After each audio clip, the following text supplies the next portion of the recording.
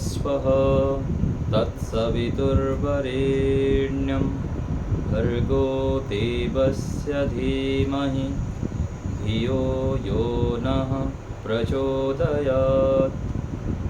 ॐ सहनाववतु सहनो भुनक्तु सह वीर्यं करवावहै तेजस्विनावधीतमस्तु मा विद्विषावहै।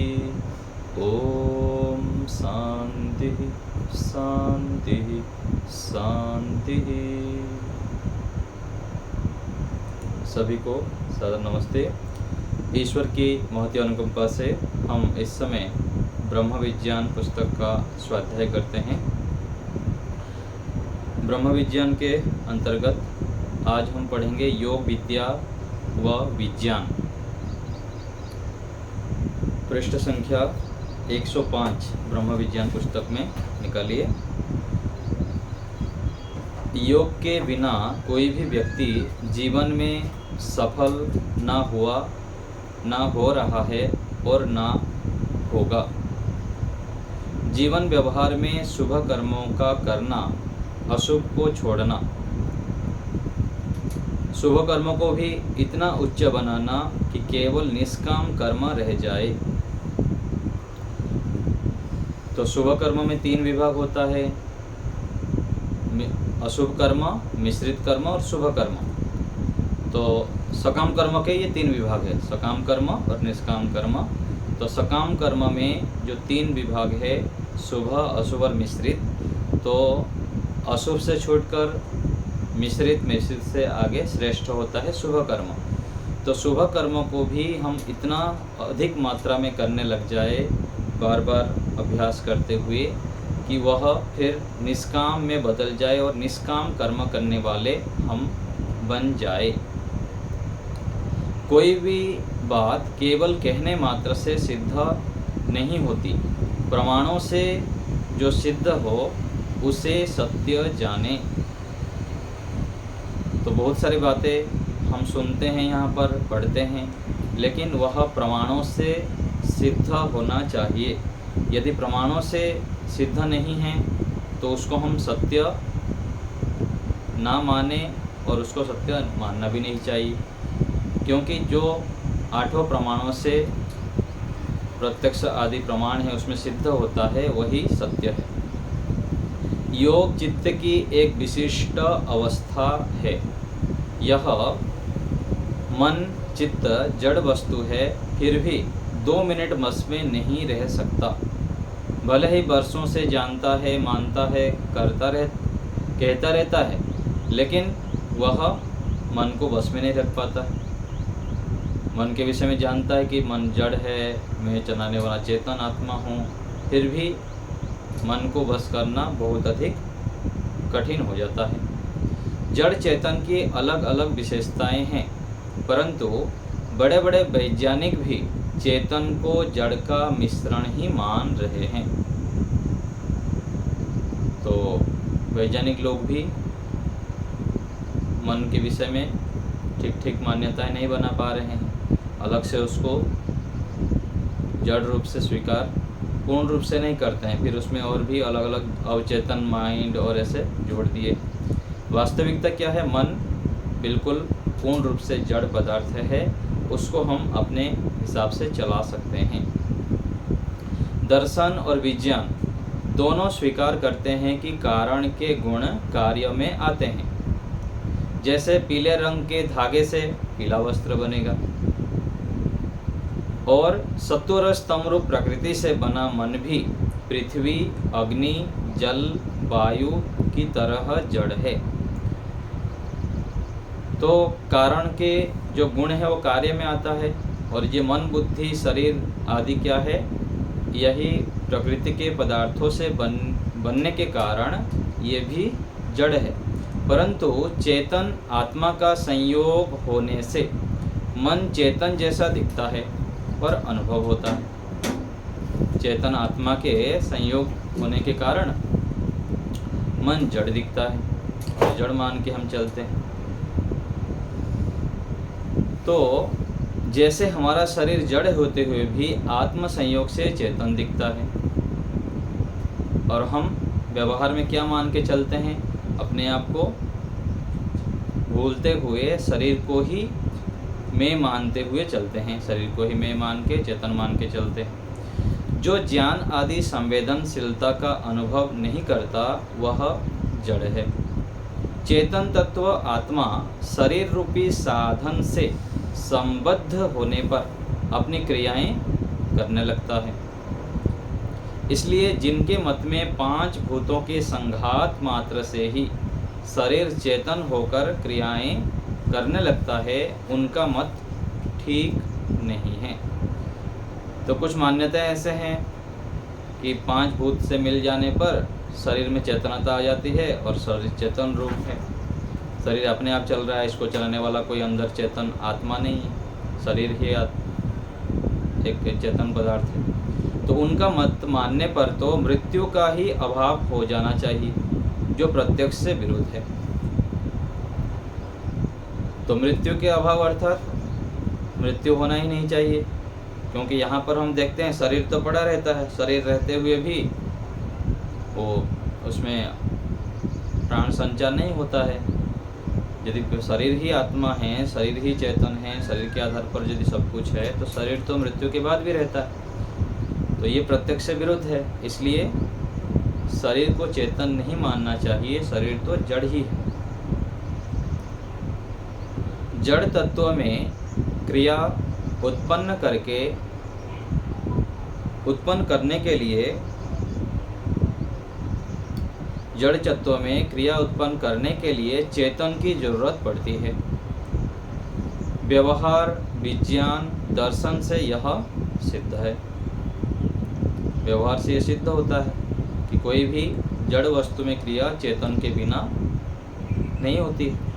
स्थिर वस्तु बिना बाह्य शक्ति के स्थिर ही रहेगी और चलायमान वस्तु चलती ही रहेगी। जब तक कोई बाह्य शक्ति चेतन तत्व गति या स्थिर ना करे, तब तक क्या है, उस जो जड़ वस्तु है उसमें ना गति होती है, ना फिर गति होने के बाद रुकता है।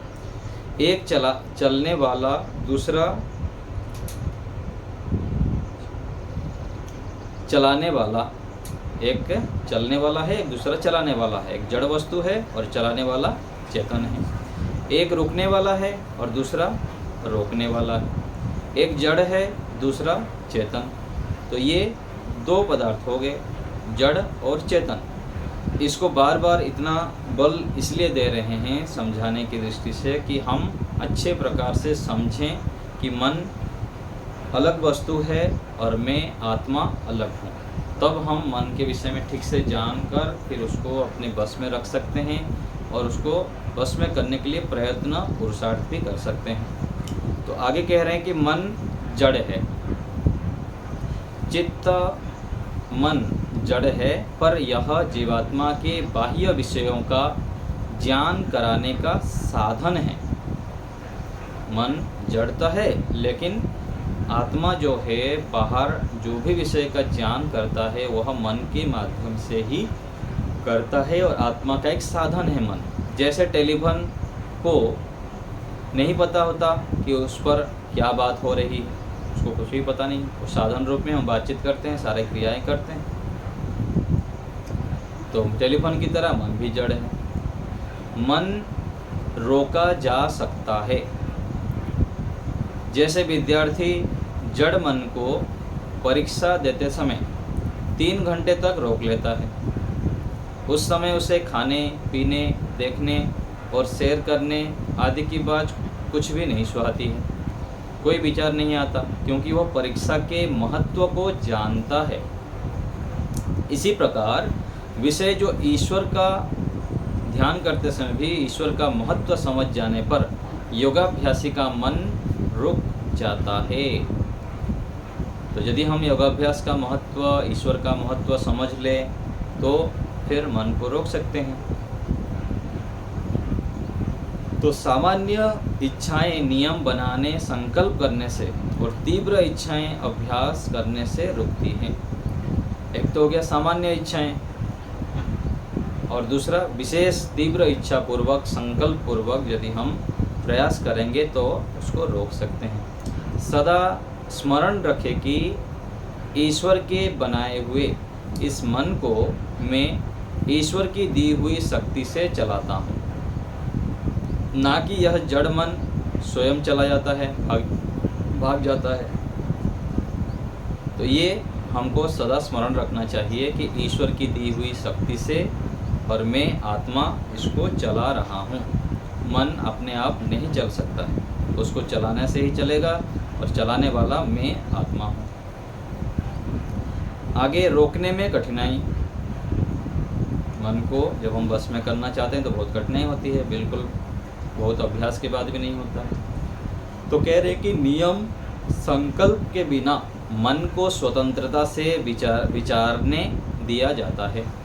दूसरे, मन को चेतन मान रखा है कि वह जैसे स्वयं चला जाता है, परंतु जो ज्ञान से युक्त है वह चेतन है, जो इससे उल्टा हो वह जड़ है। तो पहले क्या है, संकल्प करना होता है और इस भ्रम मान्यता जो हम बना रखे हैं कि मन अपने आप चला जाता है, स्वयं चला जाता है, इसको हटाना है। जैसे आँख के लिए कहें कि यह देखती है, मानती नहीं। आँख के लिए मान लीजिए कोई ऐसे बोल दे कि आँख तो मानती नहीं है, अपने आप देखने लग जाती है, ऐसे तो हम बोलते नहीं हैं आँख के विषय में। तो यह बात युक्ति संगत नहीं, क्योंकि चक्षु को हम अपनी इच्छा अनुसार खोल या बंद कर सकते हैं।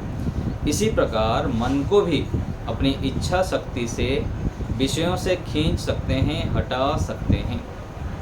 जैसे आँख को हम खोलना चाहे तो खोल लेते हैं, बंद करना चाहे तो बंद कर लेते हैं, ऐसे ही मन को भी कर सकते हैं। विचार स्वयं कदापि नहीं आते, बल्कि हम विचारते हैं। विपरीत ज्ञान से, संस्कार दोष से ये विचार उभरते हैं, अर्थात हम उभारते हैं।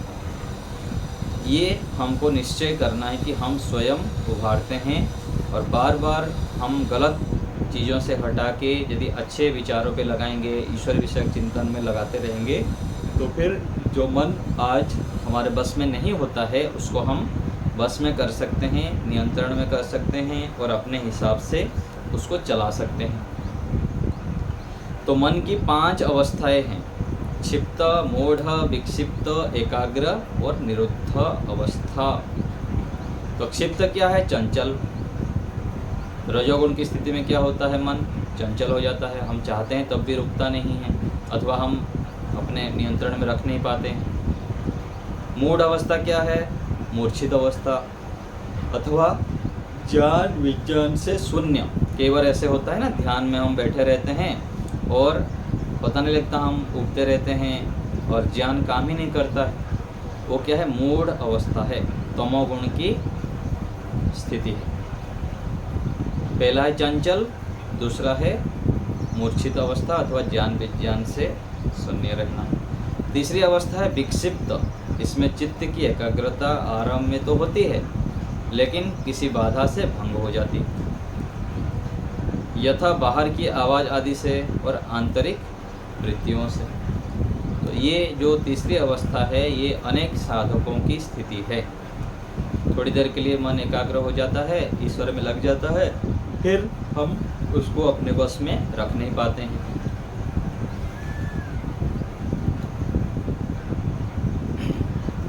चौथी अवस्था अच्छी अवस्था है।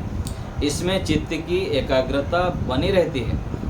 हम ईश्वर विषयक चिंतन करना चाहे, कोई भी अच्छे कार्य करना चाहे, उसमें मन एकाग्र होके लगा रहता है, इधर उधर भागता नहीं। और पांचवा क्या है? निरुद्ध अवस्था। ऊंचे ज्ञान विज्ञान विवेक के बाद अनंत ईश्वर में वृत्ति निरोध होने पर यह अवस्था आती है। उस काल में सर्दी गर्मी एक सीमा तक नहीं सताएगी और काम क्रोध लोभ आदि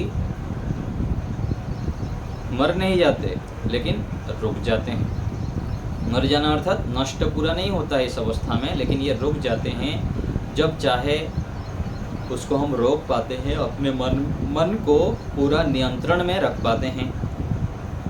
जो निरुद्ध अवस्था में, एकाग्र अवस्था में भी रख पाते हैं, लेकिन एकाग्र से और भी ऊंची अवस्था है निरुद्ध अवस्था। असावधानी से यदि क्लेश आए तो विवेक अभ्यास से तुरंत रोका जा सकता है, रोक सकता है। इस अवस्था में योगी देखता है कि भोगी संसार क्लेश में बीस रहा है, पर मैं इनसे ऊपर आनंद के पहाड़ पर खड़ा हूँ। तो जब व्यक्ति योग की ऊंची अवस्था को प्राप्त कर लेता है तब यह अनुभूति होती है। संसार के लोग तो पिस रहे संसार की भोगों में, लेकिन मैं पूरा पहाड़ के ऊपर खड़ा हुआ हूँ, बहुत ऊंची अवस्था हो गई, मैं आनंद में युक्त हूँ। यह स्थिति बहुत ऊंची अवस्था है। योगाभ्यास करते करते एक दिन यह स्थिति प्राप्त हो जाती है। तो आगे कुछ उपाय बता रहे हैं। योगाभ्यासी मन को रोकने में समर्थ हो सकता है। कैसे हो सकता है, क्या क्या उपाय विचारने से होगा? यदि वह मन को जड़ समझ ले,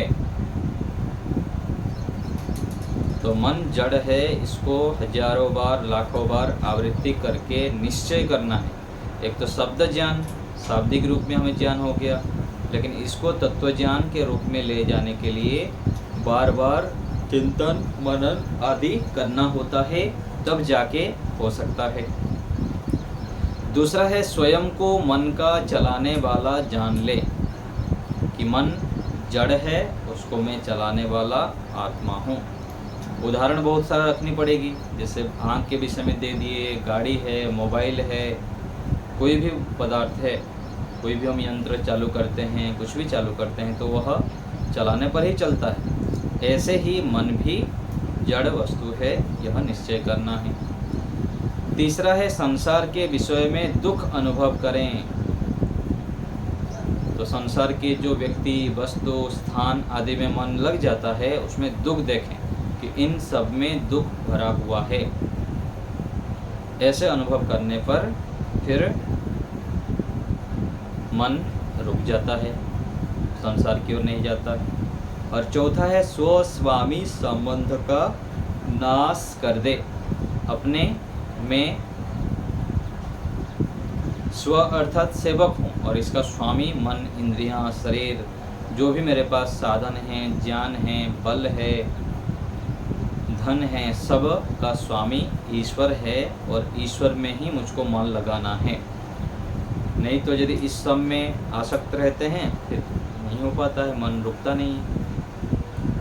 पांचवा है व्याप्य व्यापक संबंध का ज्ञान कर लें कि मैं व्याप्य हूँ, परमात्मा मेरे अंदर बाहर सर्वत्र व्यापक हैं, मुझे देख सुन जान रहे हैं और मेरे साथ अभी विद्यमान हैं। ऐसे मन में दृढ़ता उत्पन्न करनी है। और छठा है भोक्ता और भोग्यपन को नष्ट कर दे।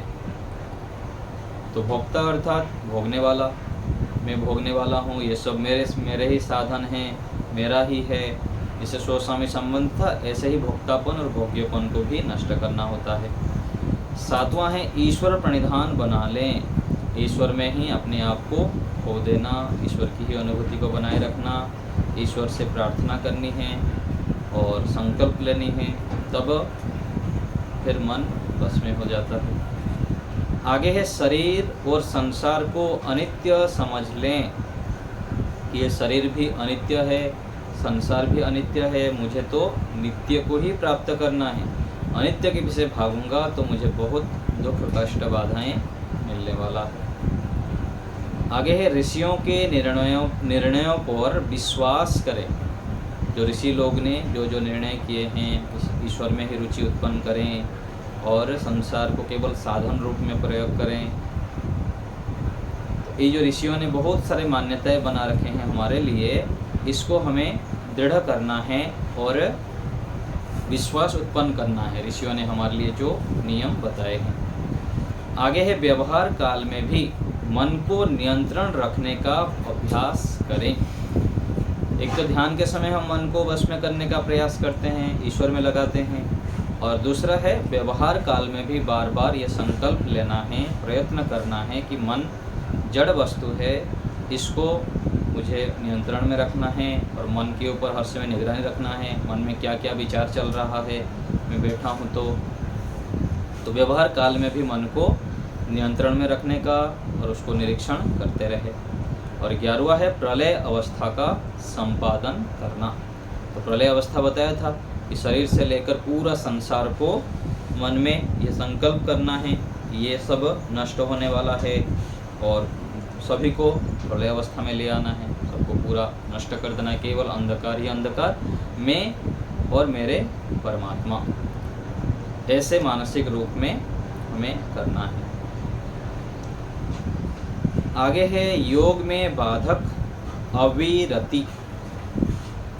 तो अविरति क्या है? विरति अर्थात वैराग्य का ना होना, अर्थात संसार की वस्तुओं से वैराग्य भाव ना होना। हर समय मन में कोई ना कोई सांसारिक सुख का विचार बना रहता है, ये क्या है? अविरति है। वैराग्य का अभाव होना, विरति अर्थात वैराग्य, और अविरति अर्थात वैराग्य का ना होना। सांसारिक विषयों में, वस्तुओं में फंसे ही रहना, उसके विषय में चिंतन करते रहना, उससे अलावा ईश्वर का चिंतन नहीं करना, ये क्या है? अविरति है और ये योग में बाधक है। सुख के बाद राग भी होता है और वस्तु के सेवन के पश्चात पुनः सेवन की इच्छा बनी रहती है। तो वैराग्य का अभाव एक रोग है। देखिए क्या बता रहे हैं, यदि हमारे अंदर वैराग्य नहीं तो हम रोगी हैं, और यह उपासना में बड़ा बाधक है। तो वैराग्य ना होना, संसार में ही फंसे रहना, संसार की ऐषणा में ही लगे रहना, तो ये एक तरह से ज्ञानियों की दृष्टि से हम रोगी हैं। तो ये उपासना में बाधक होता है, ये जो रोग है अवैराग्य की स्थिति। विवेक वैराग्य के अभाव में हम उपासना में मन नहीं लगा सकते।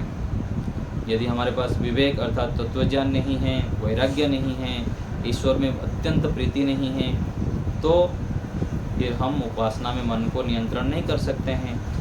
सांसारिक सुख की इच्छाएं उत्पन्न करते ही रहते हैं, इसे दूर करें। तो कोई प्रचंड रूप में और कोई सूक्ष्म रूप में सांसारिक विचारों को उठाते रहते हैं और उसी में ही डूबे रहते हैं। ये क्या है? योग में बाधक है, इसे हमें हटाना चाहिए। तो ये हमें बार बार अभ्यास करनी है कि सांसारिक विषयों को मुझे हटाना है और ईश्वर के विषय को ही उभार के रखना है। तब जाके क्या होगा, हम मन को बस में कर सकते हैं और उसको अपने जो ध्येय विषय है, लक्ष्य रूपी हमारा जो विषय है, ईश्वर प्राप्ति, ईश्वर संबंधित ज्ञान विज्ञान को उभारना, हम कर सकते हैं। तो ऐसे हमें प्रयत्न करना है। तो इसमें कुछ पूछना है तो बताइए, कुछ माता जी बोलिए।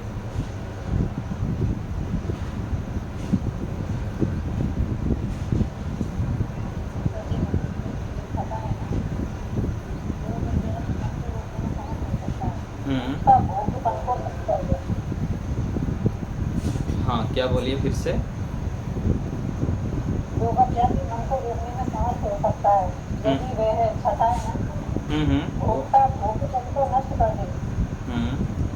तो भोक्ता अर्थात ये बताया ना, जैसे स्वस्वामी संबंध आया ना, ऐसे ही भोक्ता और भोग्यपन, अपने आप को हम भोक्ता मानते नहीं, ये वस्तु तो मेरे लिए ही है, खाना पीना धन संपत्ति जितने भी दिख रहा है ना, ये मैं ही भोगता हूँ। लेकिन ये साधन रूप में मीना है, इसको जब ले आते हैं तो भोक्तापन और भोग्यपन खत्म हो जाता है। भोक्ता अर्थात भोग्य वस्तु हो गया और भोक्ता जो भोगने वाला है ना। तो ये जो पदार्थ है ये केवल साधन रूप में है, केवल मेरे ही भोग्य पदार्थ नहीं है। ये जो मेरापन हो जाता है ना, जो स्वस्वामी संबंध रूप से आया, ऐसे ही भोक्तापन है, ये मेरा ही है, मेरे लिए ही है, ऐसे मान के हम छोड़ते ही नहीं है ना। तो ये इस प्रकार से भोक्ता और भोग्यपन है। ठीक है माता जी। सुदेशना माता जी बोलिए। अच्छा जी नमस्ते। जी। अच्छा जी, ये तो 5 नंबर है, व्यापक का ज्ञान कर ले तो हम लोग जो जीवात्मा है वो व्याप्य है और परमात्मा व्यापक है। तो व्याप्य को हम एक जैसे समझे। हाँ, एक देशी होगा ना, परमात्मा तो व्यापक है इसलिए सर्वदेशी है। तो हम एक देशी हैं, ईश्वर सर्वव्यापी है। मेरे अंदर मेरे बाहर और चारों तरफ ईश्वर व्यापक है। भरे हुए। हाँ, व्यापक है, उसको व्यापकता कहेंगे। व्याप्य मैं हूँ और व्यापक ईश्वर। तो ये तो अनादिकाल से है और अनंत काल तक रहेगा ये व्याप्य व्यापक संबंध ईश्वर के साथ हमारा। हाँ जी, जी जी, अनादिकाल से था, अभी है और आगे भी रहेगा, सर्वत्र रहेगा। हाँ जी। 10 नंबर में व्यवहार काल में भी मन को नियंत्रित रखने का अभ्यास करें। तो जो हम बातचीत में व्यवहार करते हैं और क्रिया में व्यवहार करते हैं वो सब जितना मेरे लिए आवश्यक है उतना ही मैं करूँगी, उससे ज़्यादा मैं बच के रहूँगी और उससे ज़्यादा नहीं करूँगी। हाँ जी, हाँ जी। और दूसरा है मन को निरीक्षण करते रहना कि मन में क्या क्या विचार आ रहा। एक तो काम धाम में जब लग जाते हैं उस काम में ही लग जाते हैं, लेकिन अलग से जब थोड़ा सा बैठते हैं अथवा कुछ मन के ऊपर ध्यान नहीं देते हैं, मन में कुछ कुछ विचार आता ही रहता है, किसी किसी के विषय में सोचते ही रहते हैं, फिर बाद में पता लगता है अरे मैं कहाँ तक क्या क्या सोच लिया। तो उस समय भी सावधान रहते हुए मन को निरीक्षण करते ही रहना, देखते रहना मन में क्या विचार चल रहा है। अतीत का एक एक बात याद आ जाता है, फिर मैंने आदमी दुखी हो जाता है, तो इसको भी हटाना है। हाँ जी, हाँ जी, ठीक है। राज माता जी बोलिए। नमस्ते कवि जी। नमस्ते। 11 नंबर अवस्था का संपादन करना। प्रलय अवस्था यही है ना कि संसार को पूरा नष्ट कर देना मानसिक रूप में। जैसे हम ध्यान के समय अभ्यास करते हैं ना कि आँख बंद कर देते हैं कि घनघोर अंधकार की स्थिति, आँखों के सामने पूरा काला पट्टी अनुभव करना, तो जैसे करते हैं ऐसे ही संसार के सब नष्ट हो गए, शरीर भी मेरा नष्ट हो गया, संसार के एक एक वस्तु नष्ट हो गया, तो प्रलय अर्थात सारे नष्ट हो जाते हैं। ऐसे मन में कल्पना करते हुए ये स्थिति बनानी है मन में, पूरा संसार को मैं नष्ट कर दिया, केवल ईश्वर है और मैं हूँ और इसके अलावा कुछ नहीं। तो ऐसे हमको विचार मन में कई सालों तक अभ्यास करने पर ये स्थिति आ जाती है। तो फिर बाह्य विचार आएंगे ही नहीं प्रलय अवस्था जब संपादन कर देंगे। तो यहाँ तो हम इसके विषय में उसके विषय में सबकी उपस्थिति मानते हुए विचार करते हैं ना, जब सब हट जाएंगे तो फिर केवल ईश्वर ही रह जाएंगे। तो ये प्रलय अवस्था का संपादन पूज्य स्वामी सत्यपति महाराज जी ने बहुत अभ्यास किए हैं अपने जीवन में और फिर इसको दूसरे को भी बताए। उनका एक नया रिसर्च है ये, इसके विषय में योग दर्शन में बताया गया है, जो आया है ना 2 प्रकार के योगी में आया है, विदेह प्रत्यय और जो 2 योगी है उसमें ये बताया गया है। इसी को फिर प्रैक्टिकली रूप में पूज्य स्वामी जी महाराज किए अभ्यास। ऐसे अभ्यास करना होता है, ठीक है। पुष्पा माता जी बोलिए। हाँ जी, नमस्ते जी। मेरा भी यही प्रश्न था, समझ आ गया। निर्मला माता जी। यही था मेरा।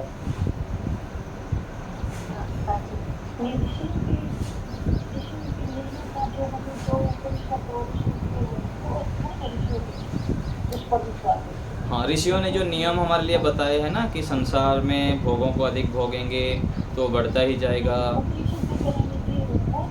हाँ जी, हाँ जी, जितने भी दिया हुआ है ऋषियों का संदेश उसको याद रखना है। हाँ, प्रेम जी बताइए, प्रेम कुमार जी।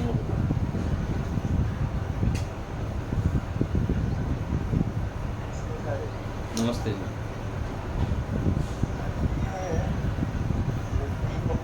संसार के विषय में अनुभव करने वाला पीछे हम बात कर चुके हैं, लेकिन कुछ मन में जमता नहीं है, कुछ ऐसा उदाहरण वगैरह वही है ना, संसार के प्रत्येक वस्तु में 4 प्रकार का दुख है।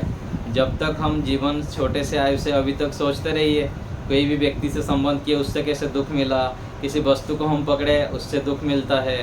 तो जहाँ भी देखेंगे जीवन का अनुभव का उठा के देखिए तो आपको पता लग जाएगा।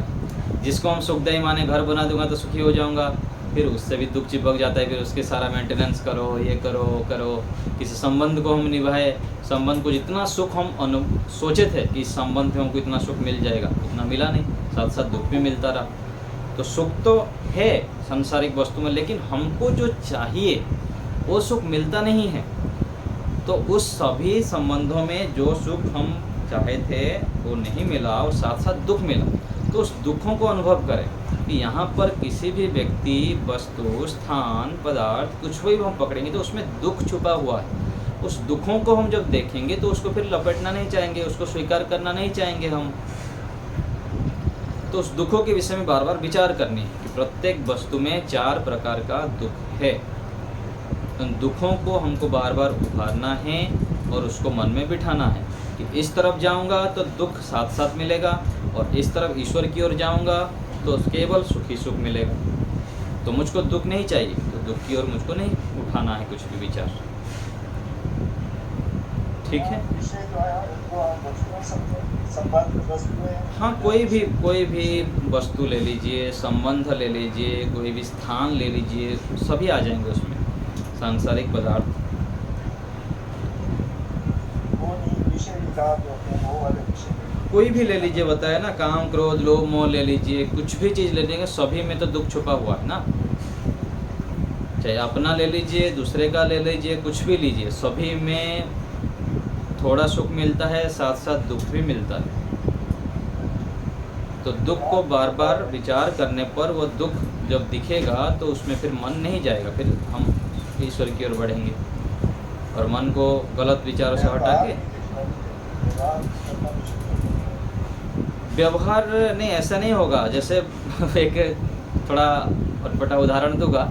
जैसे हम सोच गलत है हम जानते हैं, लेकिन सोच तो हम हाथ में साफ तो करते हैं, व्यवहार तो करते ही, उसमें हमको कोई ये नहीं है। ऐसे ही बोलते हैं कि शरीर को यदि अपवित्र देखेंगे, शरीर की अपवित्रता की चर्चा चलती है तो उसमें बोलते शरीर की अपवित्रता यदि करेंगे तो संबंध कैसे निभाएंगे, व्यवहार कैसे चलेगा, है ना। तो ऋषियों ने कहने का मतलब है कि सभी पदार्थ जैसा है वैसा जानो, व्यवहार तो करना ही है, व्यवहार की निषेध नहीं है। हम तो जानते हैं कि ईश्वर से ही सुख मिलेगा, फिर ईश्वर की ओर क्यों नहीं बढ़ रहे हैं?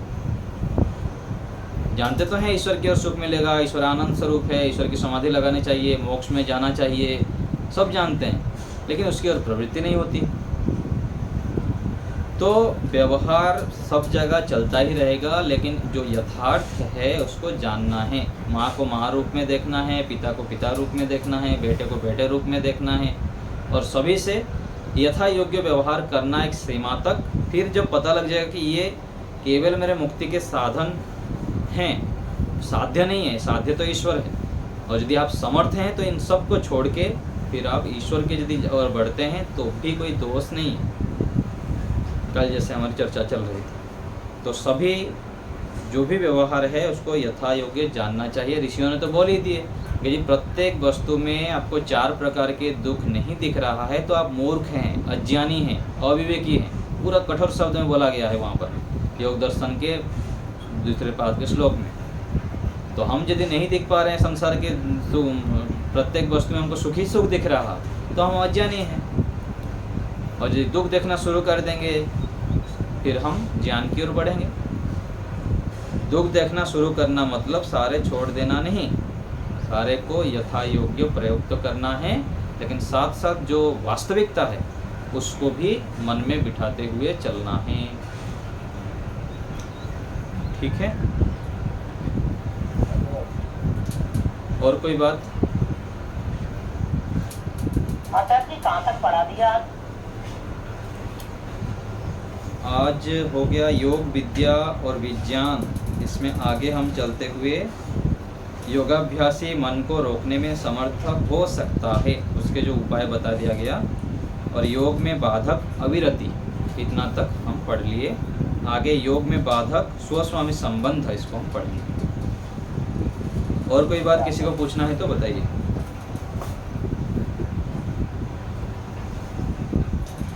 ठीक है, हाँ बोलिए कल्पना जी। आचार्य जी नमस्ते जी। ईश्वर प्राणिदान बना ले, क्या बताइए? ईश्वर प्रणिधान शरीर, विद्या, बुद्धि, बल, धन, बल आदि साधनों को ईश्वर प्रदत्त मानकर उनका प्रयोग मन, वाणी तथा शरीर से ईश्वर की प्राप्ति के लिए ही करना, अन्य लौकिक उद्देश्य की प्राप्ति के लिए ना करना ईश्वर प्रणिधान कहलाता है। ये एक परिभाषा ईश्वर प्रणिधान की हो गई। दूसरा है, ईश्वर मुझे देख सुन जान रहे हैं, यह भावना मन में सदा बनाए रखना ईश्वर प्रणिधान। सभी वस्तुओं का प्रयोग ईश्वर प्राप्ति के लिए करना, लौकिक उद्देश्य की प्राप्ति के लिए नहीं करना ईश्वर प्रणिधान है। और ईश्वर मुझे देख सुन जान रहे हैं हर समय, यह ज्ञान मन में उपस्थित रखना ईश्वर प्रणिधान कहलाता है। तो हर समय परमात्मा की सीसीटीवी कैमरा लगा हुआ है, मुझे देख रहे हैं, जान रहे हैं, 24 घंटा सावधान रहना, ऐसे ये क्या है? ईश्वर प्रणिधान है। ठीक है, धन्यवाद। मीना माता जी।